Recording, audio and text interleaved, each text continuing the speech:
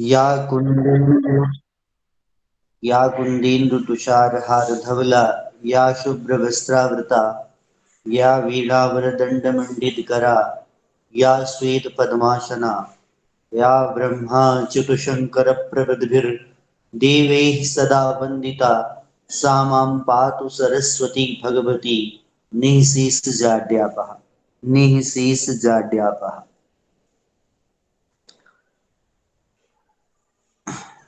अद्य अद्य वयम् आचार्य चाणक्य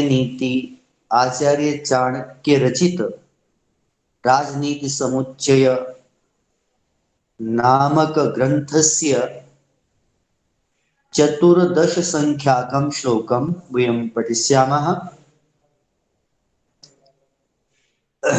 अस्मिन् श्लोके विवाह सम्बन्धवार्ता कृता अस्ति।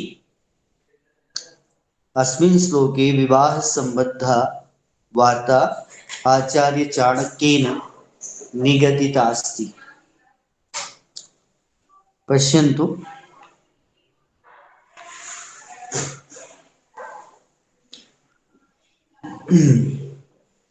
वरेत् कुलजां प्राज्ञो विरूपामपि कन्यकां रूपवतीं न नीचस्य विवाहः सदृशे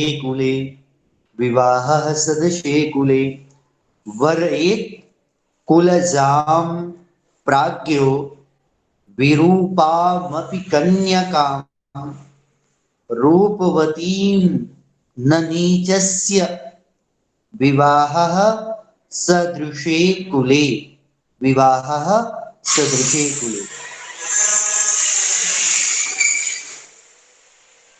पश्यन्तु,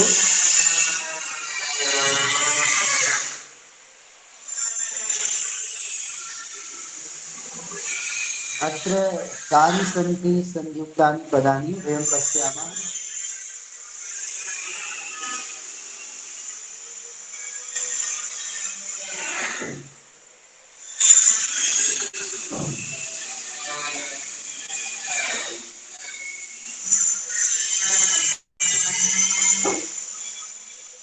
पश्यन्तु, प्राज्ञो इति प्राज्ञः, विरूपाम् अपि इति विरूपामपि।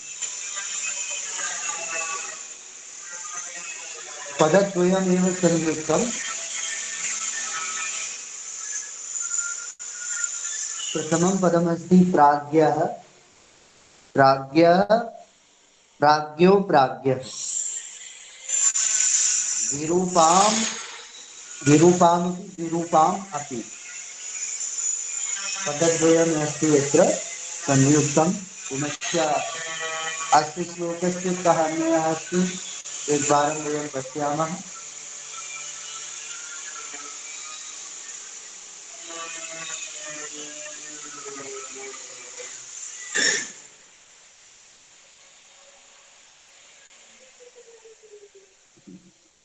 प्राज्ञः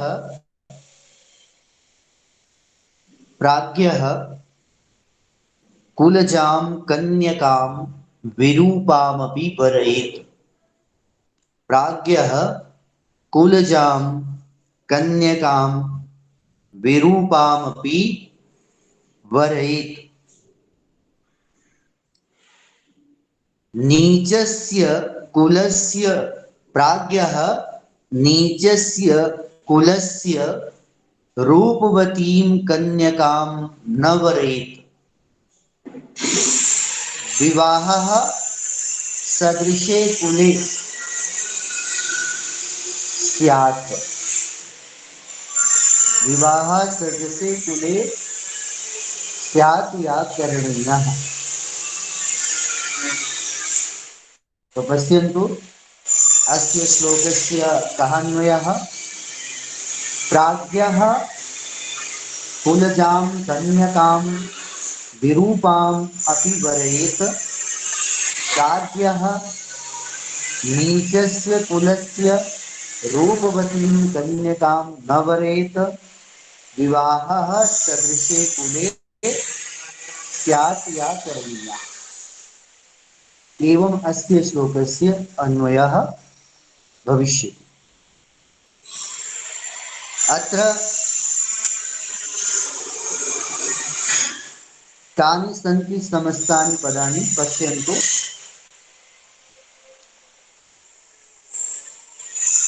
कुलजां कुलजां कुले जाता यासा कुले जाता यासा इति कुलजा तां कुलजां विरूपां विरूपां विकृतं रूपं यस्याः सा विरूपा तां विरूपाम्। कुले जाता यासा इति कुलजा एवं तां कुलजां विरूपां विकृतं रूपं यस्याः सा विरूपा तां विरूपां पुनश्च एवं पदद्वयमेव समस्तं। प्रथम समस्त पदस्य कः विग्रहः पुनश्च द्वितीय पदस्य कः विग्रहः इति अस्माभिः अत्र दृष्टम्। अत्र पश्यामः का व्याख्या परिचयः कः अत्र समागतानां पदानां कः परिचयः वर्तते। पश्यन्तु प्राज्ञः बुद्धिमान् विद्वान् पुरुषः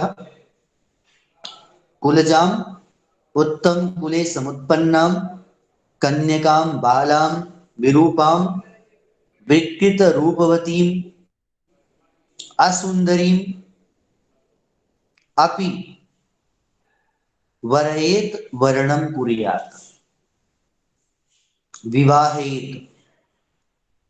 प्राज्ञः बुद्धिमान् पुरुषः नीचस्य निम्नकुलस्य रूपवतीं सौंदर्य संपन्नां कन्यकां बालां न वरेत न वर्णं कुर्यात् न विवाहेत।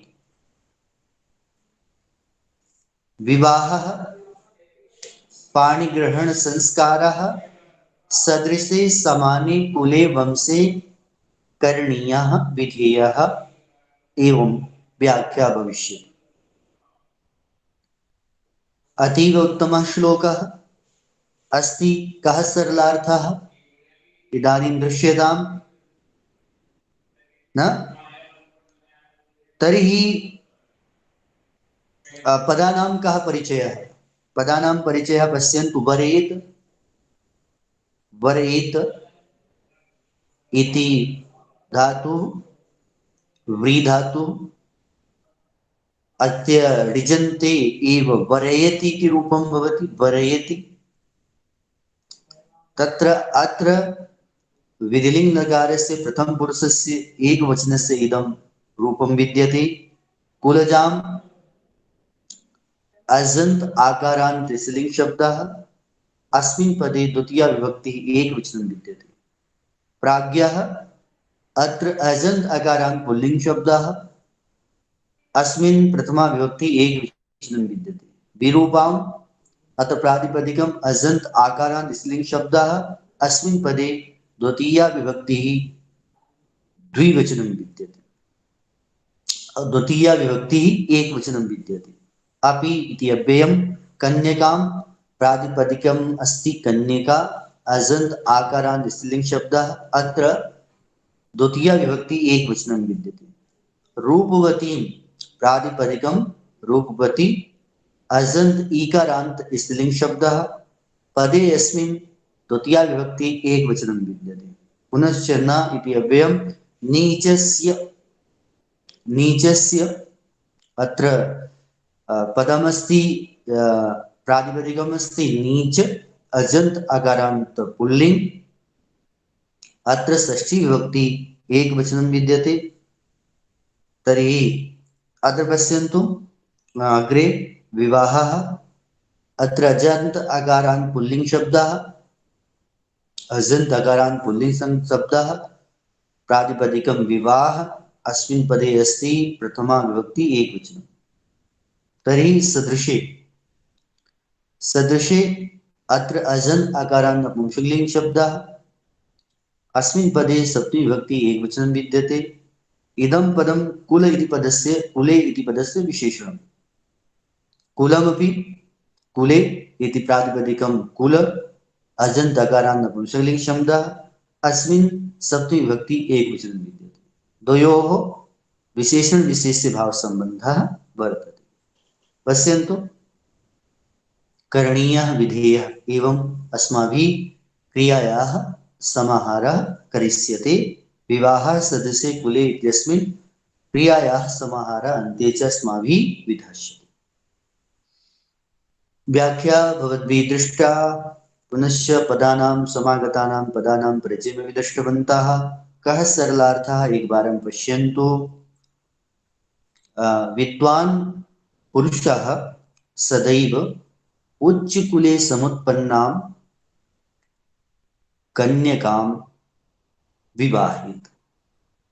यदि सा विकृतरूपा अस्ति, सुंदरी अपि न अस्ति, कन्यका यदि सुंदरी नास्ति परंतु उच्चकुले समुत्पन्ना अस्ति, तर्हि तया सह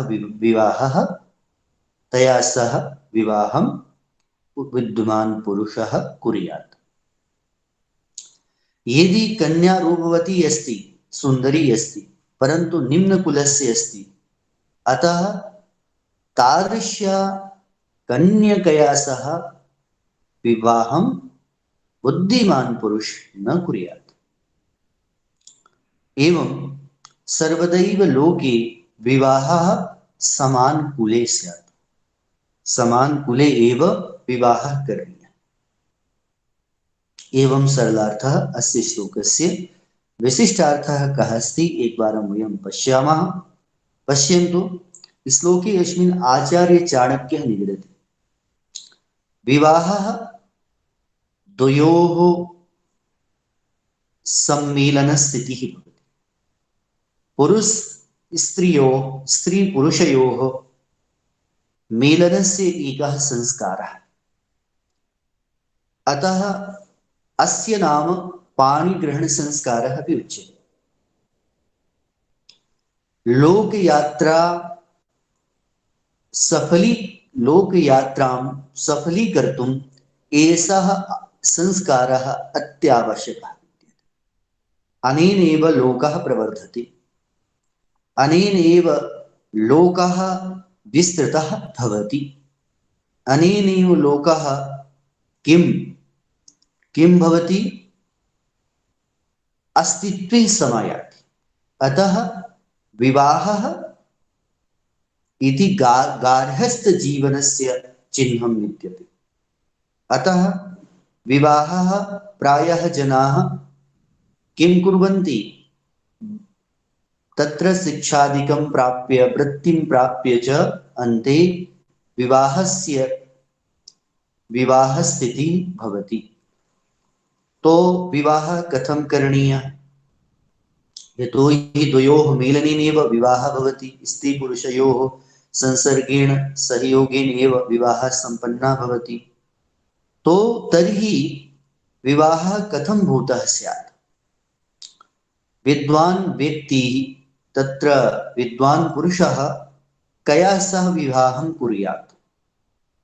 यदि दुष्टया स्त्रिया सह विवाहं करोति, तर्हि तस्य जीवनं तादृशं सुखकरं समृद्धियुक्तं शान्तिकरं च न भवति। अतः तयोः उत्पन्ना या सन्ततिः भवति, सा निश्चयेन दुष्टा भवति, विकृतरूपा भवति। अतः किं करणीयं? विवाहस्य विषये सम्यक् विचारे एव विवाहः अस्माभिः करणीयः। अस्माभिः कुत्र विवाहः क्रियते, कया सह विवाहः क्रियते, तस्य कुलं कीदृशम् अस्ति, तस्याः स्त्रियः स्वभावः कीदृशः वर्तते, सा कथं तत्र गुणशालिनी वा पुनश्च शीलवती वा एतादृश्यः सर्वे गुणाः अस्माभिः स्त्रीषु दृश्यन्ते।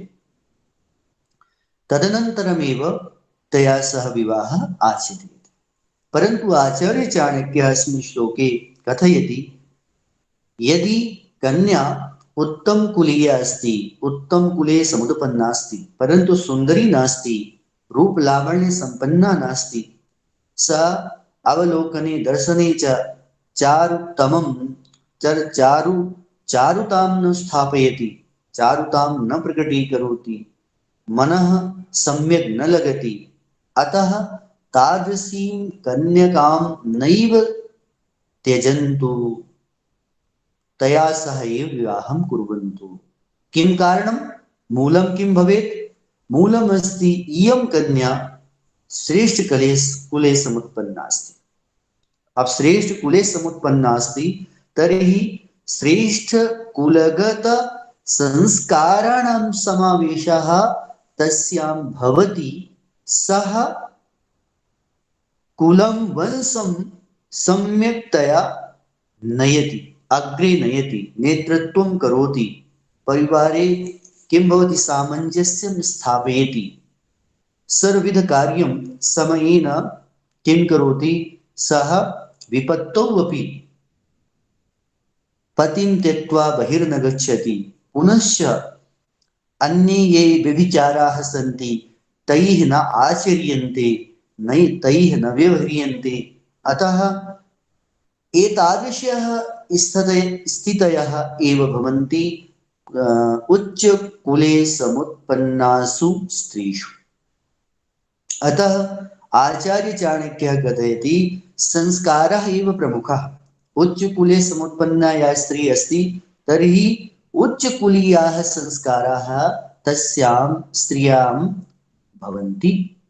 अतः रूपं नैव महत्त्वपूर्णं भवति, रूपं तो नैव अधिकं किं भवति? महत्त्वपूर्णं भवति। अपि तु गुणाः भवन्ति, गुणाः गुणिषु एव भवन्ति।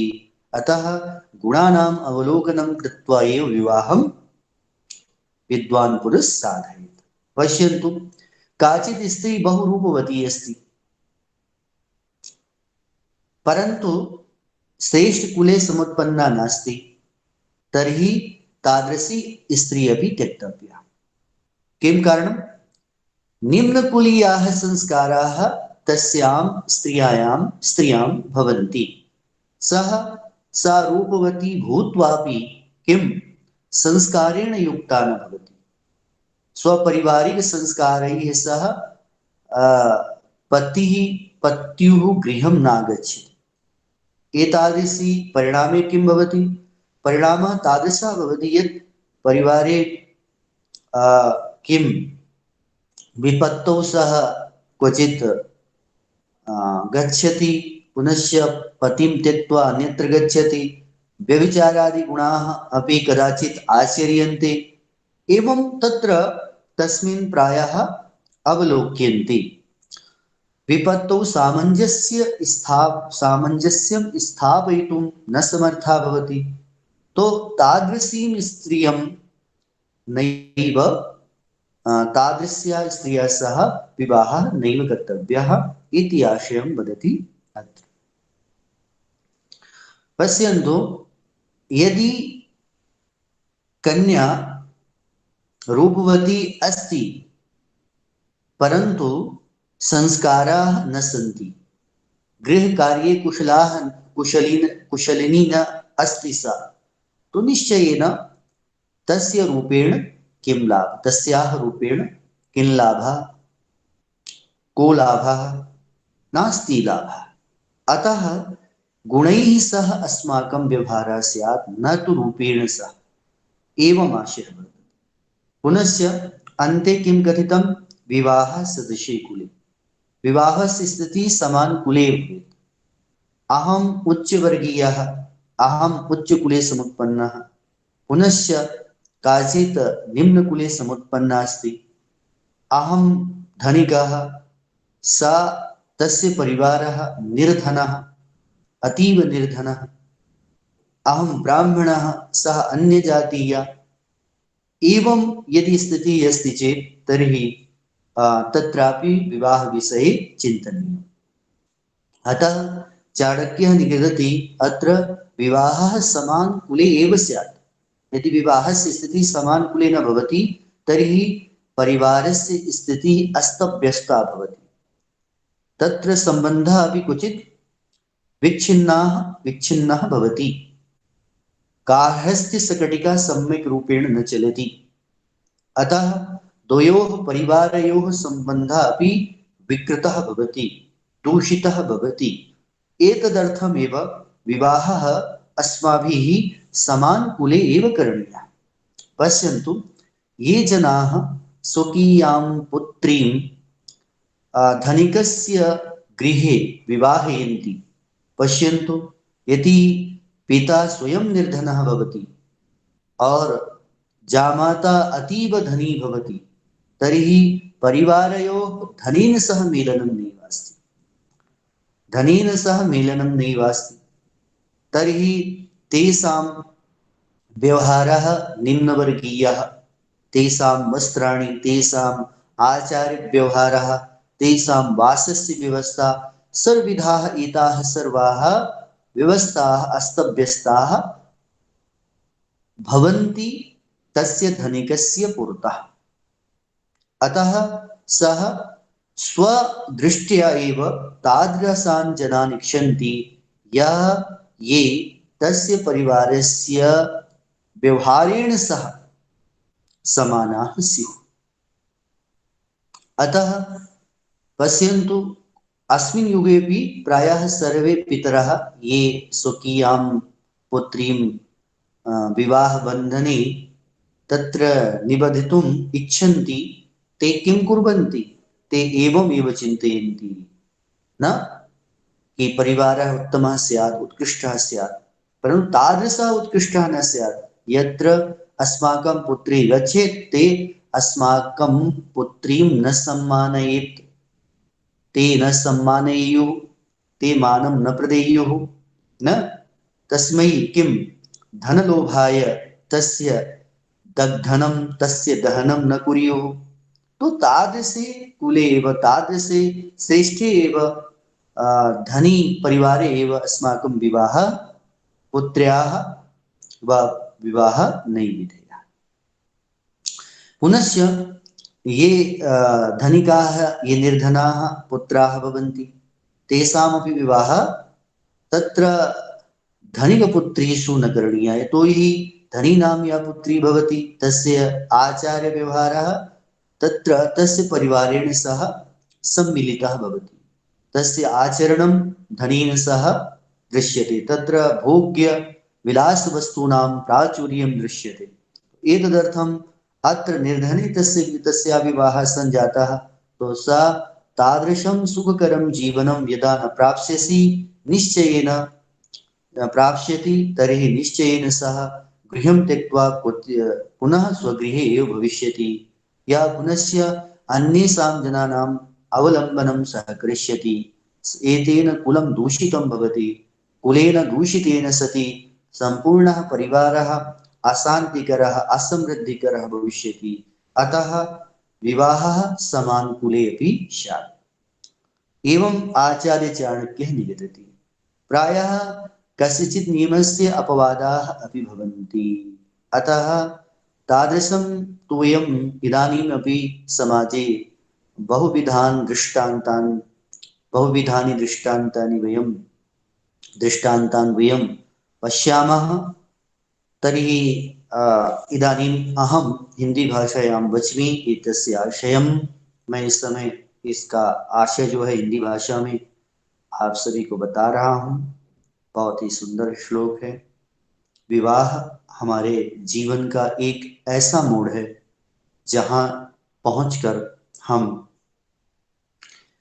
एक उत्कृष्ट जीवन साथी के साथ अपनी नई यात्रा जीवन की प्रारंभ करते हैं। तो यात्रा में एक ही व्यक्ति सहयोगी नहीं होता। जैसे एक गाड़ी में दो पहिए उस गाड़ी को चलाने में समर्थ होते हैं, उसी प्रकार किसी वैवाहिक जीवन में भी स्त्री और पुरुष के संयोग से ही विवाह की यात्रा उत्तम प्रकार से संपन्न होती है। तो इस विधा में विवाह किसके साथ करना चाहिए, तो इसका एक नियम आचार्य चाणक्य ने इस श्लोक में बताया है कि जो बुद्धिमान व्यक्ति हो, उन बुद्धिमान व्यक्ति को श्रेष्ठ कुल में उत्पन्न जो कन्या है, यदि वह सुंदर ना भी हो तो ऐसी कन्या के साथ विवाह कर लेना चाहिए।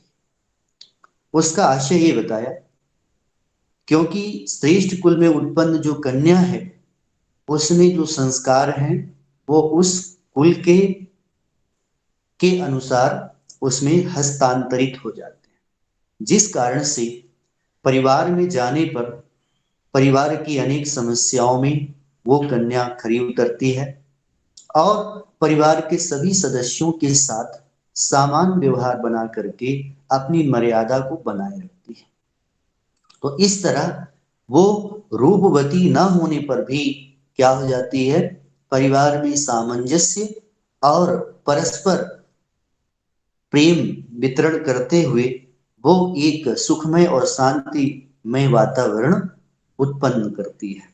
तो ऐसी स्त्री यदि रूपवती नहीं भी होती है और इस प्रकार के गुण उसमें विद्यमान होते हैं, तो ऐसी स्त्री के साथ विवाह एक बुद्धिमान व्यक्ति को करना चाहिए। और दूसरी बात, एक आचार्य चाणक्य ने कहा कि किस स्त्री के साथ विवाह नहीं करना चाहिए। उन्होंने कहा ऐसी स्त्री के साथ विवाह नहीं करना चाहिए जो निम्न कुल की हो, निकृष्ट कुल की हो, जिसके कुल का कोई अता पता ना हो और सुंदरी हो। यदि वो सुंदरी हो और उसके कुल का अता पता ना हो, यदि आप ऐसी स्त्री के साथ विवाह करते हैं तो निसंदेह आपके जीवन में, आपके जीवन यात्रा में एक बहुत बड़ा तूफान, बहुत बड़ा झंझावात आ सकता है। क्योंकि ऐसी कन्या जो रूपवती है और उसमें संस्कार नहीं है, उच्च कुल के संस्कार नहीं है, तो रूप के कारण अनेक व्यभिचार दोषों में आबद्ध होकर के परिवार को एक विकृत दशा की ओर झोंक देगी, उसे एक गलत मार्ग पर ले जाएगी और वह अपनी मर्यादा का ना ख्याल करते हुए पूरे परिवार की मर्यादा की विच्छिन्नता कर देगी। तो इसलिए रूपवती कन्या यदि निम्न कुल की है तो निम्न कुल, नीच कुल के होने के कारण निम्न कुल के संस्कार आते हैं। कन्या में वाणी का संयम, व्यवहार का संयम, रहने का संयम, दूसरों से वार्ता करने का संयम आदि समस्त चीजें उसमें बिल्कुल विपरीत ढंग से दिखाई पड़ती हैं। केवल रूप ही यदि उसका प्रधान होता है तो रूप के कारण वो उस रूप का गलत भी प्रयोग करती है यदि उसमें संस्कार नहीं होते। तो इसलिए आचार्य चाणक्य ने निम्न कुल में उत्पन्न होने वाली रूपवती कन्या के साथ विवाह करने के लिए निषेधित किया है कि ऐसी कन्या से विवाह नहीं करना चाहिए। और अंत में उन्होंने विवाह समान कुल में ही करना चाहिए। यदि हम अपनी कन्या का विवाह किसी बड़े व्यक्ति के साथ करते हैं और हम स्वयं निर्धन हैं, तो हमें फिर हमारा आचरण, हमारा व्यवहार, हमारा रहन सहन, हमारे पास भोग्य वस्तु जो पदार्थ हैं वो उस बड़े व्यक्ति से कहीं निम्न कोटि के होते हैं, हमारे पास उतने अच्छे नहीं होते हैं, जिस कारण से वो व्यक्ति हमें क्या करते हैं, इन वस्तुओं के अभाव में हीन समझते हैं, दीन समझते हैं, हमारा सम्मान नहीं करते हैं और इस कारण हमारी पुत्री का भी सम्मान नहीं होता। जब जहां हमारा सम्मान नहीं होगा, हमारी पुत्री का सम्मान क्या होगा। और इस तरह वो हमेशा असम्मान का विष जीवन भर पीती रहती है। कारण ये भी होता है, कहीं आप देख लीजिए कि कभी भी हम किसी निम्न कुल में शादी कराए तो विवाह के धन के लालच में कभी कभी पुत्री का दहन भी हो जाता है, उसे अग्नि में जला दिया जाता है। और बहुत सारी जो सामाजिक जो कन्या है उनका शिकार हो जाती है कन्या। तो इसलिए कभी भी कन्या हो या वर हो, दोनों का जो विवाह है वो समान कुल में ही होना चाहिए। समान कुल के कारण जो है जीवन की जो यात्रा है वो बहुत ही सामंजस्यपूर्ण ढंग से आगे बढ़ती है।